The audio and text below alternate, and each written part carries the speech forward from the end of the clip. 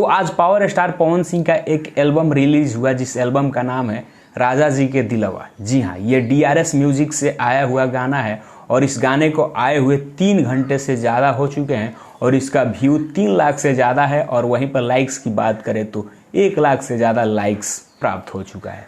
और इसमें star cast की बात करते हैं तो पावर स्टार पवन सिंह के साथ शिवानी सिंह ने अपनी आवाज़ दी है। वहीं पर मॉडल की बात कर ले तो क्वीन शालिनी है। जी हाँ, आपको बता दें कि ये जोड़ी काफ़ी तबाही मचा रखी है काफ़ी कुछ दिनों से और एक बार फिर से ये जोड़ी आई है शालिनी और पावर स्टार पवन सिंह और शिवानी सिंह का। और लिरिक्स की बात करते हैं तो वही जोड़ी आशुतोष तिवारी और प्रियांशु सिंह का म्यूजिक है। ये जोड़ी तो एक रिकॉर्ड बनाते जा रही है। जी हाँ, आशु और प्रियांशु ये जोड़ी कमाल की है और पावर स्टार पवन सिंह इसमें अपना आवाज़ दिए हैं, साथ में शिवानी सिंह।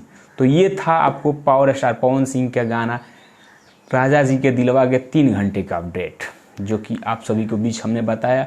और मिलते हैं आपसे जैसे ही कोई बड़ा ब्लास्ट रिकॉर्ड बनता है। तब तक हमारे चैनल को सब्सक्राइब करना मत भूलिए। जय हिंद, जय भारत।